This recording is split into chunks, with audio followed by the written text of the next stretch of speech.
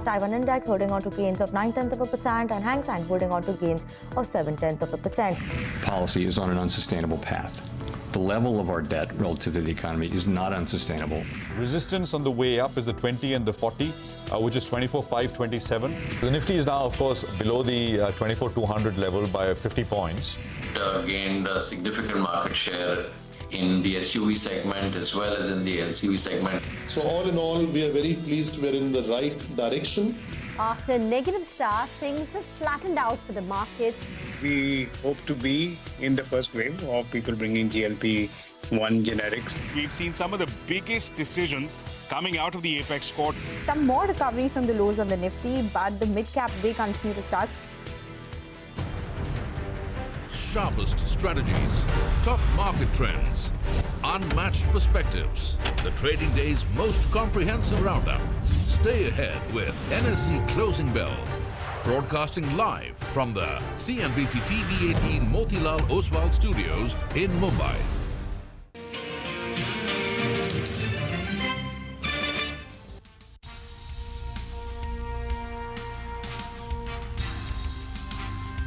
Well, that is a day so far, and it is a vibrant session, though vibrant largely to the downside. It's been a tough day with the broader market under pressure and generally more down than up. As we kick off, more numbers are coming through, and this is Vedanta, which is reporting, which we will spend some time talking about as we go along.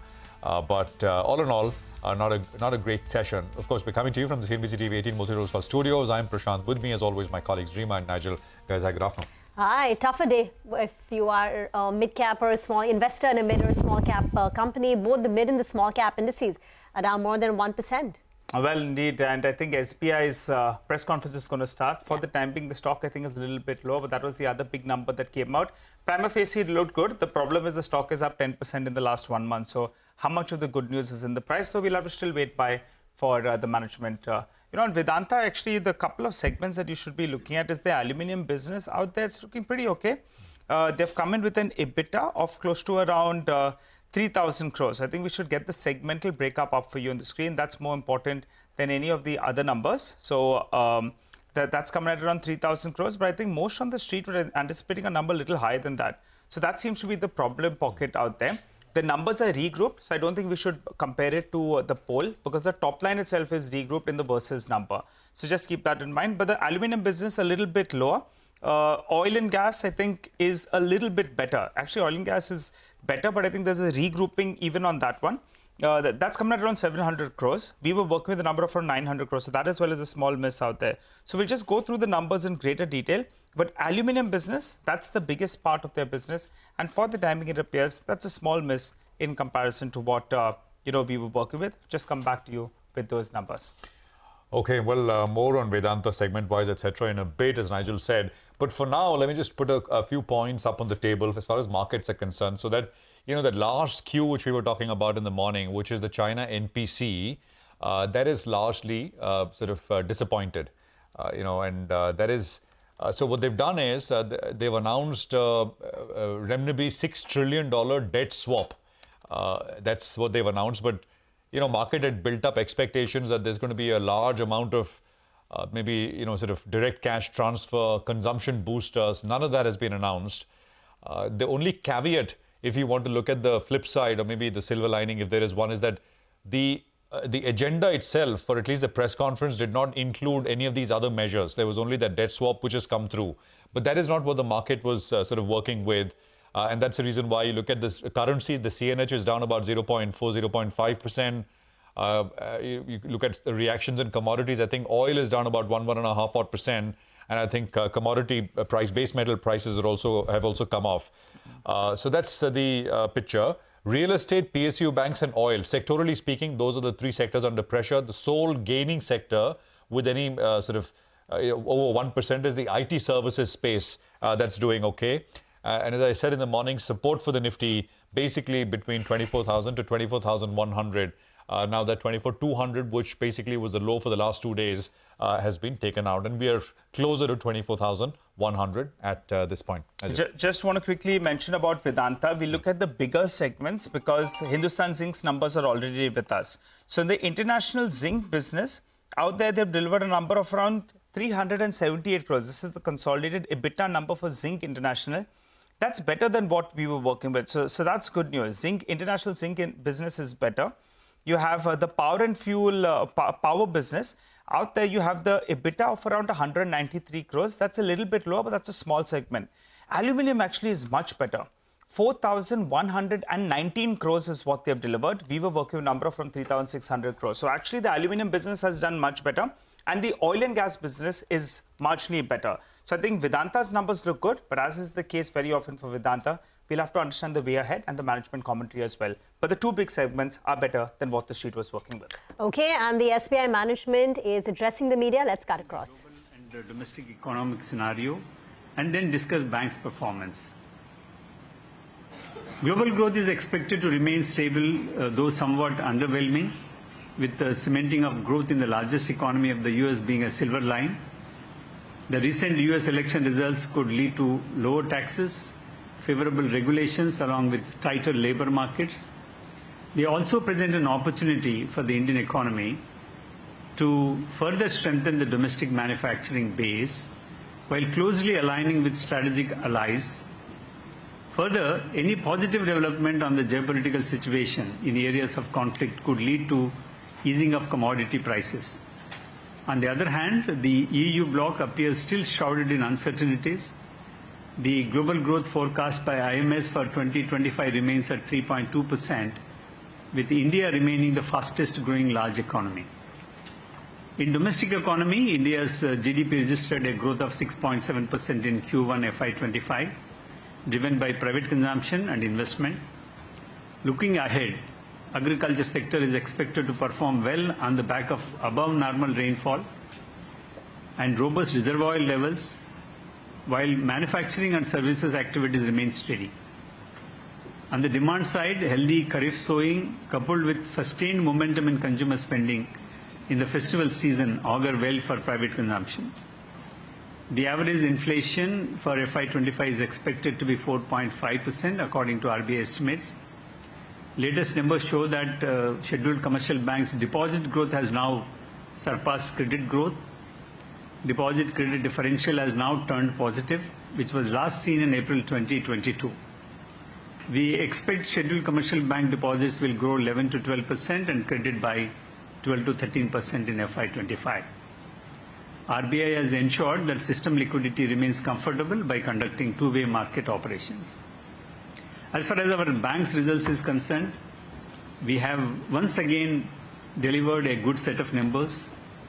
At the end of Q2 FY25, our credit growth was 14.93% year-on-year. Deposit growth was 9.13% year-on-year, while the CD ratio domestic is at around 67.87%. Importantly, our slippage ratio was 0.51%, with retail slippage ratio at 0.31%. Credit cost was 0.38% and PCR is all-time high of 75.66%. The profit for the current quarter is 18,331 crores, up almost by 28% year-on-year. As far as in the part of business growth, I would like to make a special mention of the deposit growth, which we've been very seriously pursuing. At the end of Q2 FY25, deposits have crossed a milestone of 50 trillion rupees. I think this is a milestone which we crossed, and we stand at 51.17 trillion. We serve more than 50 crore customers. We are humbled to serve 1 out of every 3 Indians, but I take pride in saying that SBI in some manner touch every Indian family. The total deposits have grown by 9.13% year-on-year to 51.17 trillion. Term deposits have grown by 12.51% year-on-year. Our current account deposits have grown by 10.05% year-on-year. And CASA grown by 4.24%, and we have maintained CASA ratio at more than 40%. So this is a good deposit story in our view. As far as credit growth is concerned, I am pleased to advise that the credit growth continues to be robust across all segments. Our domestic advances have grown by 15.55% year-on-year.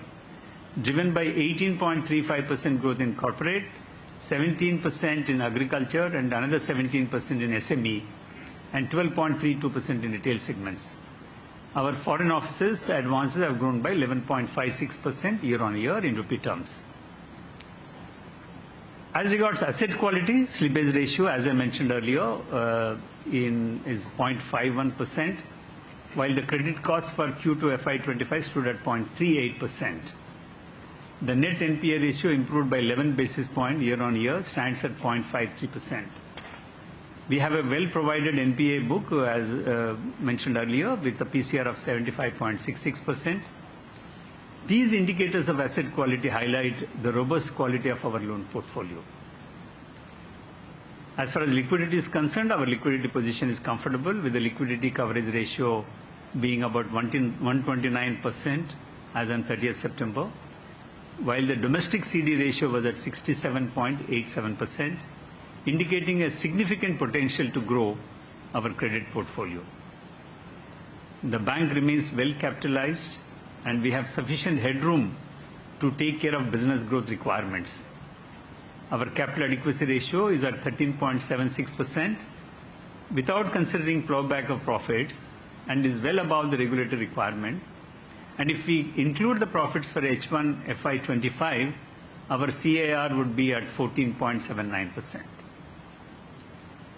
As in the digital journey, I'm happy to share that the progress we are making in digital banking is paying dividends. More than 8 crore customers have been registered on YONO, driving digital agenda of the bank. 61% of regular saving bank accounts are opened through YONO in Q2 FY25. Our subsidiaries are also consistently performing well and continue to create significant value for all the stakeholders. We will nurture these subsidiaries and maintain leadership position in the respective businesses. We are glad to report that the bank continues to report ROA and ROE greater than 1% and 20% respectively at the end of half year FY 2025. That is State Bank of India. That's been a good quarter for the company, in line, decline in slippages, but perhaps the stock has been, priced in all these numbers. As Nigel pointed out, it moved up nearly 10% in the last 1 month. So how should you position yourself in the last hour of trade? Nagraj Shetty, Senior Technical Research Analyst at HDFC Securities, is with us on the show. Nagraj, this is the third tough day for our markets. What would you do now? Hi, good afternoon, Rima. Our market has been in a consolidation mode from the higher levels. We have seen good volatility recently, market showing a firm up more. After that, a healthy correction from the hurdle of 24,500. I'm expecting this consolidation could continue at least for a short term. And at the lower levels, we have a good support around 23,800 levels.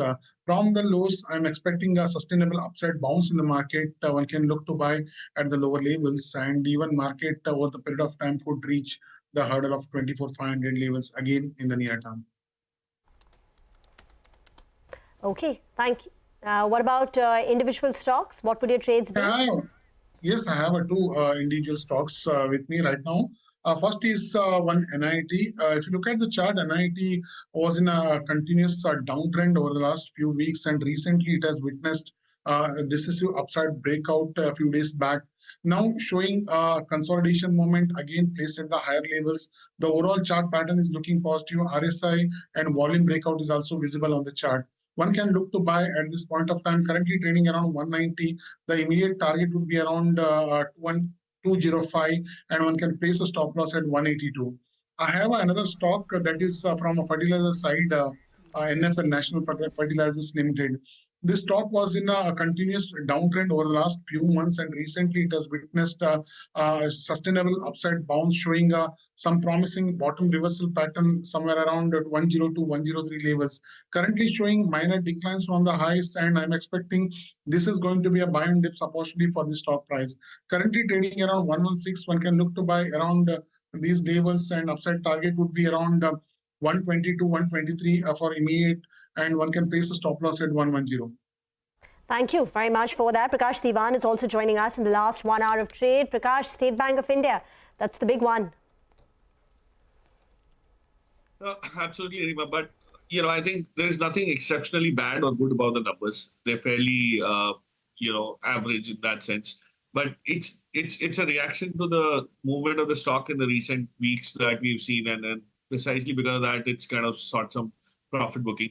But remember, what the SBI numbers tell you, and because they come right at the fag end of the earnings season, it also sets the trend for what to expect for the commentary. It makes a very good reading for the sector as a whole, especially the PSU banking sector.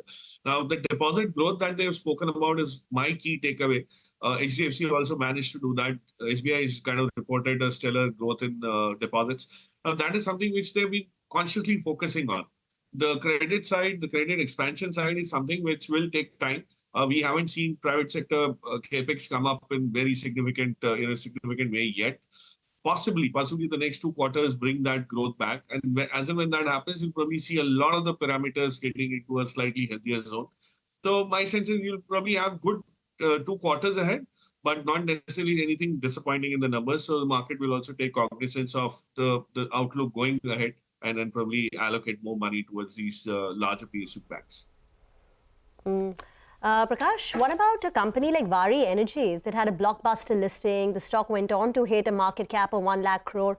Today, it's fallen on very sharp volumes. What's happening? So I think it's primarily, driven by this consensus that green energy might not be as sought after after the Trump administration kind of comes into play. And we've seen all renewables, especially solar component manufacturers, have had this listing. And Vari, of course, has had the advantage of a regulatory arbitrage. As compared to China, you have a tariff which protects their sales volumes here. And, if that is something which is the only, moat that they have and that could change, the valuations will start getting a bit, you'll start kind of asking questions around why the valuations are so steep. So that's precisely what happened. I think the run-up has been, while it may be fair, it's happened too rapidly. So the smart investors will take money off the table. There's no doubt on that. So it's primarily something like that which is happening. And when people want to sell together, and on the other side, you don't have any buying interest as yet at these valuations, you will see that stock reaction. So I think that's why it could lose some more ground before it stabilizes, and then long-term investors probably start finding value. I think the regulatory arbitrage is something which everybody's understood, and that could probably be the reason why the steep valuations are getting questioned. I'm wondering whether it's a Vari specific issue, Prakash, because the other two listed company, Premier Energies, that one's doing better, I guess, because Vari has the US exposure. That's why I guess the street is a little bit nervous. You have Insulation Energy, that's the other one from the same space. Both those two stocks are higher, but Vari is lower. But yes. Prakash, comment on Vedanta. Yeah, go ahead. Yeah, so before we go to Vedanta, that's precisely what I was saying. This whole consensus that, the change in the US stance is going to impact quite a few of these companies, especially, Vari has scale. So it will get impacted. Insulation and all are fairly below the radar in that sense. They could kind of get away by supplying it elsewhere. So it's not such a big concern. You're right.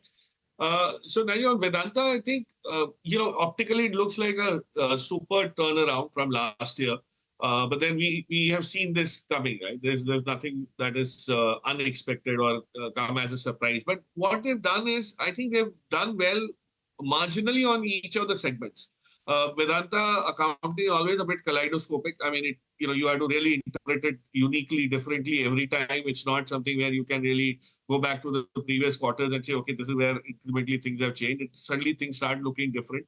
My sense is, going forward from these numbers, they'll probably benefit from zinc and aluminium, especially because alumina shortages. There is so much of the tailwinds have been very positive for aluminium. So in the current quarter, the realizations and volumes will probably help them do very well. But otherwise, I think more or less all this goodness that you see in terms of a YOY change is probably priced into the stock. I mean, the stock's done well last 12 months. Precisely because of the expectation of this improvement, and it's happened. So I don't think there's anything which would compel people to go and buy additionally. Yeah. All right, Prakash, I'll be speaking to the management on Monday morning. Hopefully we get an update. I'll want to know what are they doing with regard to the aluminium business. How is this alumina shortage impacting them? Point number one. Point number two is, what about the deleveraging plan? That's going to be very, very important. And the demerger is going to be important. Prakash, just to give you a few more details with regard to Vedanta's numbers before we move on. The segmental breakup that they've given, aluminium as well as oil and gas, that is bulk of their EBITDA number X of Hindustan Zinc. And on both those two parameters, it's a beat. So the operational beat is what we've gotten. On a sequential basis, the net debt number has come down by 4,400 crores. The promoter entity has paid back a debt of close to around $1 billion. And finally, they're saying the demerger is pretty much on track. So on all the parameters, Vedanta's numbers look good. They require a fresh trigger, though, from here on, whether it comes with regard to selling the steel asset or the demerger actually taking place, which will unlock value. For the time being, the numbers look good. Some flashes coming in from SBI as well. They've responded to the question that Ritu has put forth on Yes Bank stake sale. They've said that not much has been progressing on that front, and they will let the media and let us know at an appropriate time. So Yes Bank and SBI should be in focus. Well, let's keep our attention then on commodities and China. The government has announced a stimulus just a short while back. We have Manisha who joins us to decode this for us. Manisha, take it away. Oh, well, thank you for that, Nigel. Well, with this, the third important event of this year also is concluded. The only surprise that we saw was the clean sweep that we saw from the U.S. presidential elections. Otherwise, the U.S. Fed meeting with 25 basis points of a rate cut was on expected lines. And now with the China National People Congress annual meeting, which has concluded as well, is pretty on the expected lines. While the markets were expecting a big bang stimulus measure, some cash component as well, and some more detailing in sense of spending, which continues to be on the decline side. We haven't seen credit loan gain up as well in China, and the property sector has been on the weaker side as well. So these three things is what the street anticipated in some sense that could see targets on, but that did not happen. Instead, what we have seen is China approving local government debt swap at around $839 billion, and then the local government debt ceiling has been increased as well at around 35 trillion yuan, which was pretty on the expected lines. We have seen the fiscal spending actually increase in the last year, and there was an anticipation that we would see an increase this time as well. So this is on expected lines, nothing out of the whack. While, of course, with Trump coming in, there are fears of that 60% increase in tariffs. But the street believes that the time of it and the increase of it and the impact of that on China is something that the Chinese leaders will assess, and then perhaps we will see more measures coming in. At this point in time, it would be out of line, and they clearly haven't made any remarks or any steps onto that. And that's exactly what we have seen in sense of impact on markets. The Chinese markets were shut by the time we saw that briefing come in, but the offshore Chinese yuan has seen a sharp decline. The metal prices went into this event with a percentage point of decline, fell almost 2.5% at one point in as well, and now are 1.5% to 2% off on a weaker side even right now. Going forward, it really is going to be about the economic data and what US does in sense of China policies. That is going to be important to watch. But one final statement, with the way the kind of lead that China has in sense of solar panels and EVs, etc., any increase in tariff there and an impact on the US consumers also is going to be unequal there. So the street really discussing it right now, and the markets are expecting a more balanced approach than anything else. No, absolutely. And point taken, Manisha. So that is China and the metal story as it is playing out. Now, GMM Pfaudler is the other one that I wanted to just throw across to Prakash. Prakash, 7% cut, stocks back at about 1280 kind of levels. Any thoughts here? No, so this is a little bit of a story that has lost quite a bit of momentum, I would say, ever since the ownership changes happened. The parent stake got bought out by the local promoters. And remember, this company hasn't had any triggers to kind of, in terms of its product launches or in terms of geographical expansion or segmental increments, which could, impact the numbers. That's what I understood. I mean, I have stopped tracking it very closely, though I must admit that, Prashant. But from a product segment perspective, while pharma is doing well, there's nothing much that's happening in terms of these suppliers who actually do this, who contribute a lot to the capex that comes into the pharma units. I haven't seen anything change out there. So maybe, the market's probably not in a mood to look at anything very positively, especially in the absence of all these expansions. What about an RVNL, Ircon, Cochin Shipyards? These have been big wealth creators. Earnings overnight have disappointed, and these stocks are now down 20, 30, 30% almost from its recent peaks. Is it a good time to go out there and buy? It's Ircon, RVNL, and Cochin Shipyard today. So, Rima, I think we've been pointing this out that a lot of the growth in the stock price was primarily driven by order book buildups.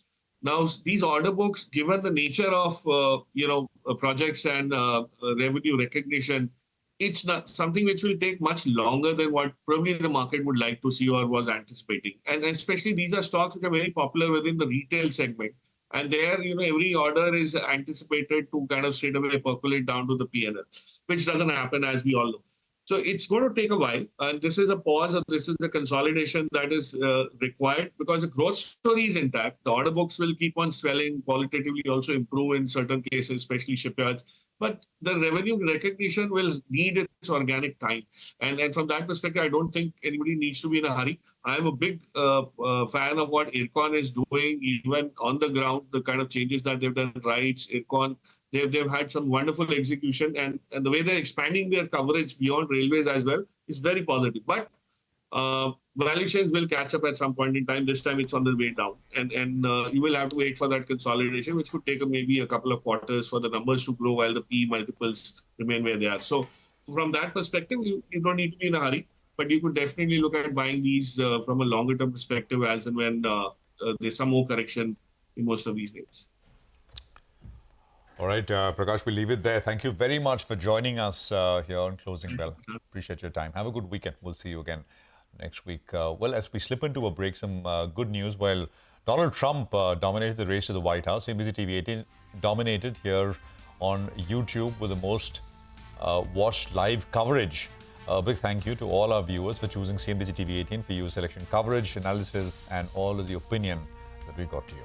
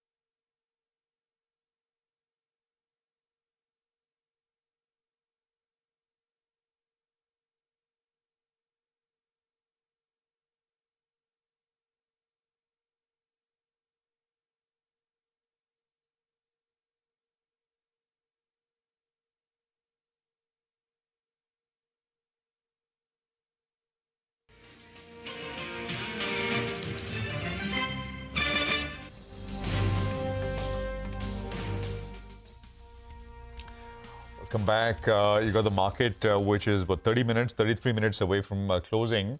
And it has looked better, then it has looked worse. It's been that kind of a day. Seesawed and very sharply sometimes, but has kind of come back to these levels. So the average would be around this where we are trading now, 24,150 or so for the day so far, after the spikes and the dips as well. Amit Gupta is with us, Senior Vice President and Fund Manager at ICICI Securities PMS. Amit, good to have you with us here. Thanks for your time. Just want to start with your thoughts on all these renewable plays, green energy. A lot of some discussion, not a lot of discussion, but a lot of movement in stocks. You look at this Vari, which is coming off. Suzlon is down sharply. A few other names are coming off as well. What is your sense? I don't know if you have investments in any of them. Basically the concern is around tariffs going up, into the US and of course with specific companies, the worry is maybe, the import from China and then they sort of, a value add and then export out. So that comes under some pressure, possibly if tariffs in the US, etc., go up. So just wanted your thoughts. So I think we have to take this volatility now going forward, because the tariff and all those kind of news will keep on coming out. We are not sure about this, but these stocks have also run up. That also we need to understand. And I think here only the opportunity comes when the stock declines. So before this whole segment, some of these stocks have started falling now. Some stocks had fallen before. For example, the battery makers. And I think this electric vehicle segment, if you see the EV push in India, which was hardly 1% in just 2-3 years before, now it is almost 7.5%. And the battery as a space we like, and that is part of our portfolio. I think one of the immediate kick for this segment is that the battery prices are coming down. It used to be $153 per kilowatt hour.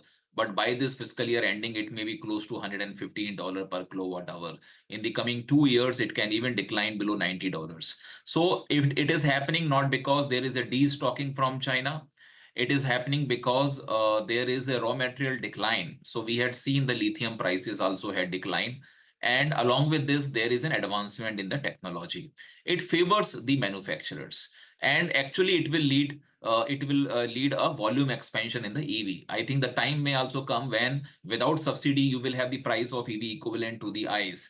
In that case, once your running cost is lower, I think eventually you will see more attraction toward the EV passenger vehicles. It is more into the two-wheelers currently, but it can come into the passenger vehicles also. And that's why these battery makers, will have a benefit. Amar Raja battery is a part of our portfolio. And we have started buying now when the stock has declined from 1,800 to 1,300. And that's where I think the opportunity comes in. I think they are coming out with 16 gigawatt of, lithium ion battery plant going forward, which is going to be commissioned in possibly 1 or 2 years. They are going to come out with a lithium iron phosphate plant. And they have gone into, agreement with one of the Chinese battery player also, which is Gotian, which is the top 5 player in China and the top 10 player in the global markets. So the things are coming back here, and I think they have seen a little tough period actually before, so they were consolidating for a long period. Now in the Telangana, we have seen there is a government change, and that's why the things can come favorable eventually for this company. So this is what we feel should be looked at currently in this space. Amit, hi, afternoon. Now, IT is seen as a bit of a macro trade to play this Make America Great Again. IT companies get about 70-80% of their revenues from America. The corporate tax cut will help. Plus, on the margin, the rupee depreciation aids the margins. Would you look to add to tech positions based on this narrative? So my immediate answer is yes. I think if you look at technology, for the last 2 years, it was underperforming because it was looking for growth in US. And if you see from September onwards, there is, if you look at the spread between 10-year bond yield in US and the 2-year bond yield, this spread was continuously negative from the mid of 2022. So almost 2 years it was negative. It was indicating towards some kind of recession. And from September onwards, we have seen it has come in positive. So it looks like the recession is no more there and they will look for more growth. And this is what actually can come good for the IT companies. Their guidance possibly can start increasing. We have seen little bit. If somebody has given 3 to 5% guidance, they are coming to 3.5 and 5.5%. So those kind of things are happening. But eventually our sense is they can increase more. Along with this, there is a time now in technology itself to focus on those companies which are looking at ER&D as a segment and they are looking at generative AI as a segment. So SCL Tech, for example, is part of our portfolio. We feel that this company is looking into both these segments. ER&D, we feel, can have a faster growth path going forward, because if you look at in your own cars, we had only 7-8% of softwares used before. Now it has increased to 26%, and we feel it can go to 57-58% also going forward. So these companies will get benefit of this. And generative AI, we have seen the companies have started working now, and that is where the growth path possibly is there. The valuations are okay, if not very cheap. But from here, relatively, I think this segment can perform. Hi, Amit. Good afternoon. Good to see you in. Amit, Indian Hotels, the stock is been strong all through the trading session. And we heard Mr. Puneet Chhatwal earlier today. He's sounding even more optimistic about the second half of the year. So how do you play this theme? In India, the hotel industry is going to do well. If the second half is stronger, the luggage space could do better, right? If people travel more. You have two listed companies in there. VIP, that's been a rank underperformer, and Safari, that's corrected 20% on the top. The other way to play it is aviation. And there you have Interglobe that's corrected 20% from the top. And you have the other player that's struggling for survival, but some believe that SpiceJet will make it. Your take on this entire theme? Yeah. So Indian Hotel and Indigo both are part of our portfolio. And we feel that eventually you will see the levels beyond 800 also in Indian hotels. And our sense is, if you look at the luxury segment, that is driving the show. The luxury, actually, the EBITDA, the margins have improved. The cash flow situation has improved much better. If you look at one of the other player in this segment, which is EIH, now that is consolidating more currently because of the will dispute. But once that is settled out, then I think that stock also can start coming back, which has Reliance, 18% stake, and ITC 15% stake. So we like this luxury segment play, which is, I think, is a more sustainable play going forward. So Indian Hotels has a major chunk of it. Yes, I understand Ginger is also there, which is in the mid segment. But eventually our sense is more cash flows are coming from the luxury segment itself. Now, airline industry, you rightly mentioned 65% is owned by, the market share is owned by Indigo. Our sense is one of the, kick there is the ethanol blending of 5%. Now you are seeing how the government is pushing more for ethanol, and from 20% blending, they are going to 25% blending actually in the passenger cars. And in the airline industry also, there was some testing which has already happened for 5% of it. So just understand, in the industry which has 50% cost coming, if suppose they start working on that cost, it's a big positive. So our sense is the declines in Interglobe Aviation also in this decline of the market should be taken as a buying opportunity. And that is what we are still holding the positions, and we can add on more on declines now. By the way, did you own or have looked at Indus Tower? What a fall. I mean, early September high was 460. Stocks now closer to 300. Any thoughts on this one? I looked at, by the way, I was looking at just sorting through earnings upgrades and downgrades after Q2. Basically, in the last 1 month, how earnings estimates moved. Indus actually is one of the very few companies, because mostly 65% of the companies have seen downgrades. Indus is one of the few which has actually seen small 5-6% upgrade, but upgrade nevertheless. Stocks come off sharply, Amit. So we have never been positive actually in this stock. It had performed actually to some extent before, but there is always a question mark on the dependency on Idea, Vodafone Idea. So if that is not doing good, I think this company can also come under pressure. That was always there. I think in the telecom space, it is definitely a growing segment. We have already seen the prices, the tariffs increasing now. The Jio has increased that. Bharti is doing it. And Bharti, EBITDA, Bharti, if you look at the average revenue per user. So that is actually has improved significantly better than Jio. So Bharti is on a very sweet spot. This is what we feel.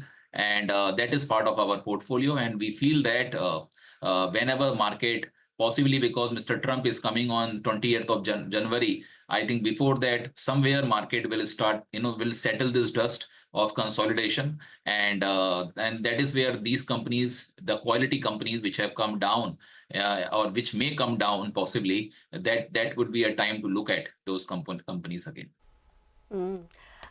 India Stars peaked when Vodafone Idea itself stock price was closer to 18-19 rupees. And now Vodafone Idea is down to levels of 7.9, so sub 8 rupees on India Stars.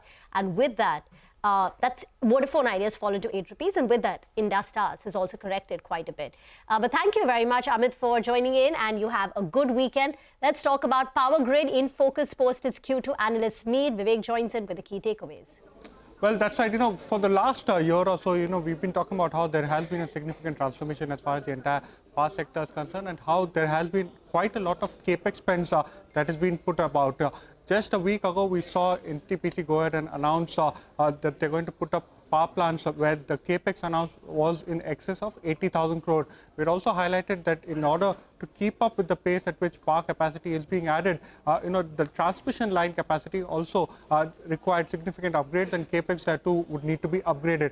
Power Grid just held its analyst meet, this is the Q2 analyst meet, and when you're looking at the capex guidance that the company has given at the end of Q2, there have been significant upgrades that the company has given across the next 5 years. FY25, the earlier capex that the company had, in fact, at the end of FY24, was close to 15,000 crore. They upgraded it at the end of Q1 to 18,000 crore, and now they envisage that in H2, FY25 capex will end up over 20,000 crore. FY25 capex guidance is increased to 25 to 30,000 crore. Earlier guidance was just around 25,000 crore. FY27 capex guidance has been increased to 40,000 crore from 30,000 crore earlier.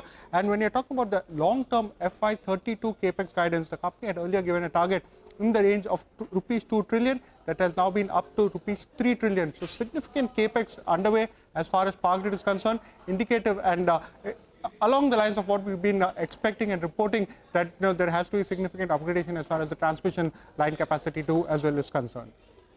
All right, Vivek, thanks very much for that. Well, we're going to take a quick commercial break here, but just leaving you with some visuals from the courtroom coming in. There's a top court, the Supreme Court. Today is Chief Justice of India, D.Y. Chandrachud's last working day at the helm of SC. A ceremonial bench of the Apex Court assembled at the Supreme Court to commemorate CGI's last working day. Some of the key judgments from him include the Ayodhya verdict, AGR curative petition, Jet Airways, Baiju's insolvency, and the abrogation of Article 370.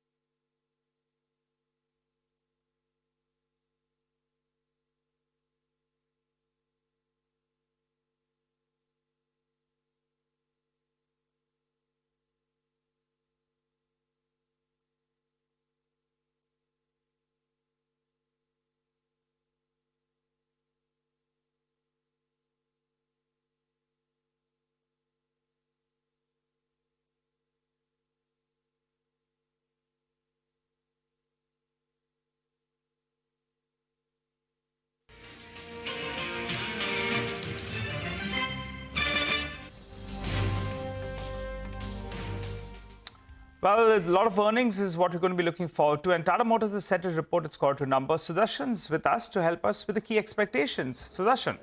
So Tata Motors has been under pressure ahead of its earnings. Stock is up 4% in 2024, but this week it's down 4% and it's down 31% from the record high that it hit on July 30.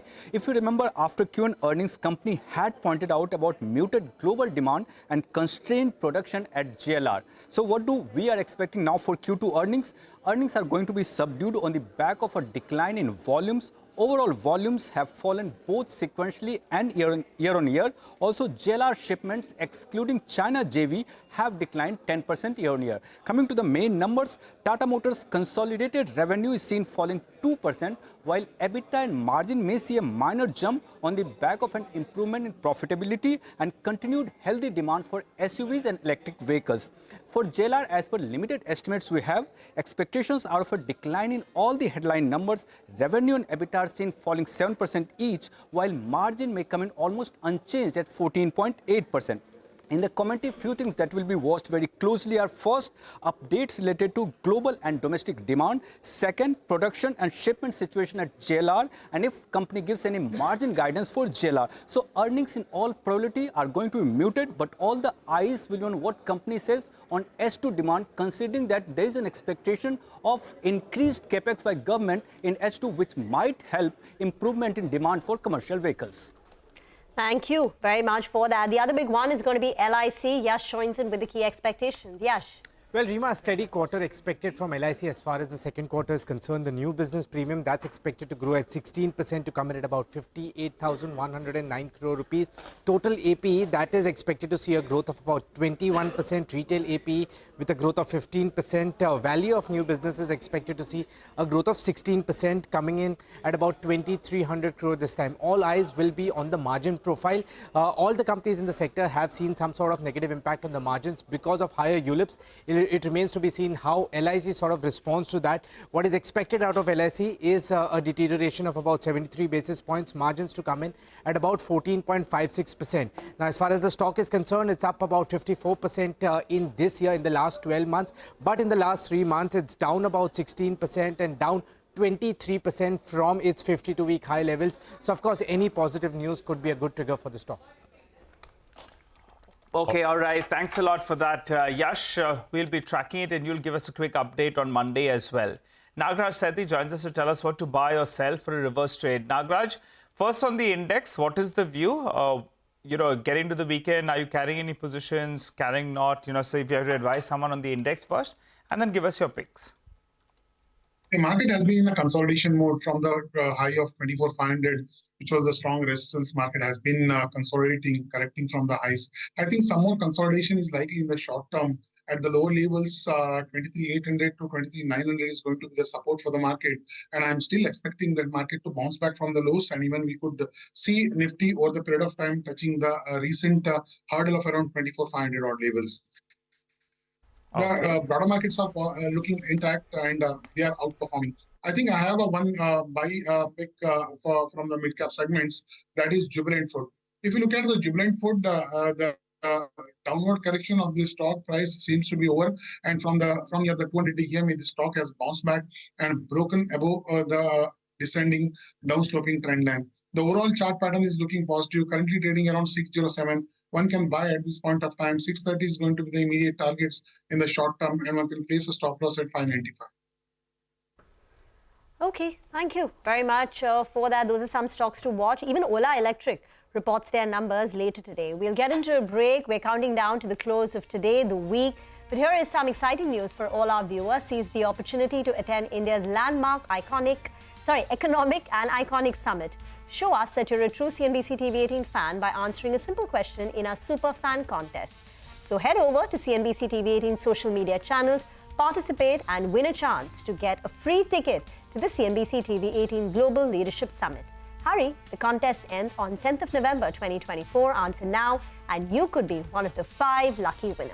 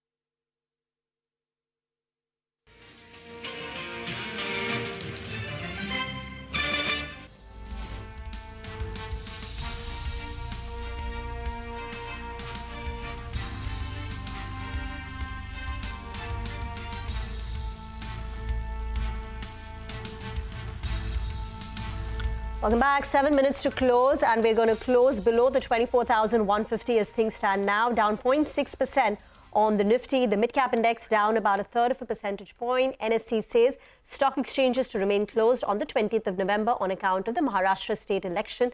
That is the following Wednesday, not the next Wednesday. Next Wednesday, remember, is also a truncated week. Friday is an off for Guru Nanak Jayanti. And the following week, go out there on 20th of November. Everyone who's in Maharashtra and votes, stock markets will be shut. This is on anticipated lines. Hemang Jani is now with us on the show. Hemang, any recent recommendations that you're advising to your retail clients?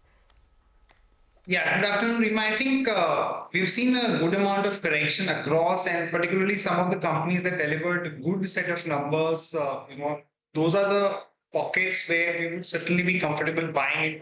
Names being Bharat Electronics, Page Industries, Cummins, Dixon, some of the banking names. So I do think that given the onslaught of the sell-off by the FIIs, you might see a near-term, pain. But surely, the companies where the numbers have been good, where the management commentary is relatively better, I think this is the time to accumulate those names. Time to accumulate some of those names. Anything else? I mean, stuff has come off sharply in terms of mid-caps, etc. Hemang, any other ideas you have in this recent correction? So, Prashant, across mid-caps also we have seen a fair bit of correction, but I think CDMO is one pocket that we think is relatively better placed, both in terms of numbers and more so because of the new regime which is going to take over in US. Names like Divi's Lab, Laurus Lab, Piramal Pharma. I think this is one theme and pocket where we think that you could see a good amount of earnings traction. So that is one thing that we like at this point. Okay, CDMO companies. I was talking about Indus Tower earlier. I don't know if you've looked at it recently. Sharply off from 450 to 320 in about a month and a half or so. I think, Prashant, this has been the case across many pockets. And Indus Tower in particular, large part of, the sentiment is linked with what is happening in India. And because of the way the India stock fell, and more so the AGR ruling not being in favor of India, I think the stock has taken a knock. But overall, I think as a story, it looks quite promising because of the kind of growth that we've seen in the, renewals, in the tenancy side. And eventually, Prashant, the way I look at Indus Tower is that it could be an interesting data center play also. So I think, it is coming to a zone where it makes sense to enter into it. Okay, by the way, any thoughts on these EMS names? Avalon, for example, 40% this week. It's a smaller one. The larger ones, of course, have all done well in any case. Do you have coverage, or have you looked at this one? Because the EMS, I think by and large, the companies have delivered, reasonably good set of numbers, and the outlook also remains good. Be Dixon and few other names. So the theme remains quite good. I think we need to go with the larger and, more stronger players rather than trying to, buy into something just corrected more. Okay, all right. Let's just get some technical view in as well. We spoke with Gautam Shah earlier of Goldilocks Research. So here are his views on the market, then we'll come back. I do believe that the market has got into a base building process once again. And I think the key question a lot of people are asking is whether this is a correction within a larger bull trend or whether this is a trend reversal that leads to a series of lower tops and lower bottoms. I think the Nifty is going to be stable. It's going to be in a sort of a range.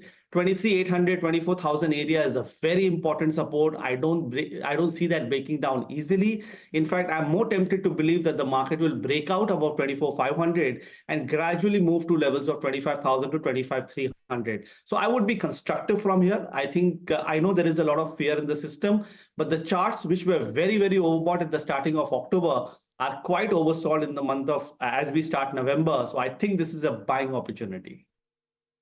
constructive on financial services and Bank Nifty as a pocket. And I feel that this is the index that is possibly going to trigger the breakout on the upside above 52,500. And if that is going to happen, then you will have Bank Nifty testing lifetime highs pretty soon. So I would be very bullish on the financial services as a basket. I think on an overall basis, they should do well. So that I think is a very good risk reward idea. So whether you look at valuations, whether you look at charts, I think it's all very well placed. Barring that, I think IT is something where we are again very positive upon. Last 2 days, we saw a lovely move on the IT index, and I do see that index appreciating about 10 to 12% from here. So,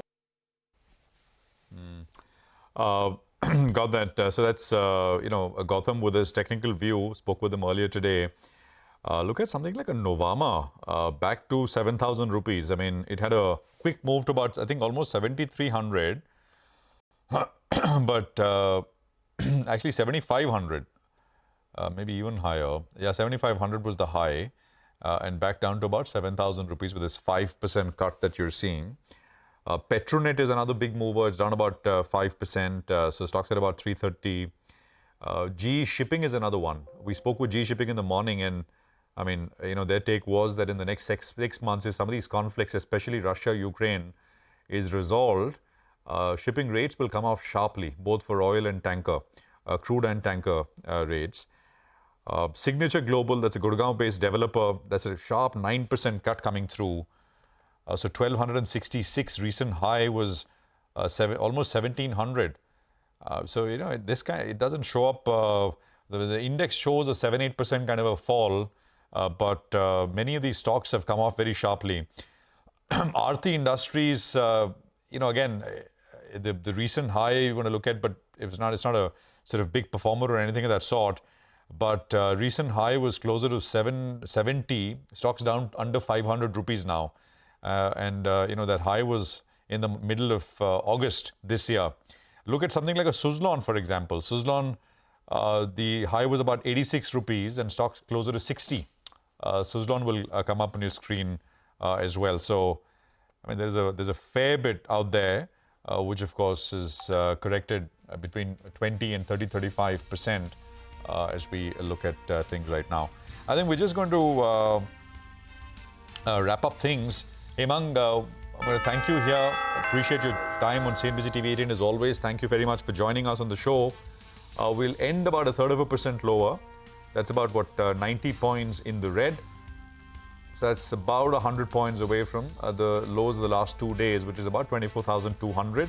Nifty Bank had a bit more in terms of pressure. Percentage cut-wise, that was about 0.75%. So that's 400 points gone, 51,522.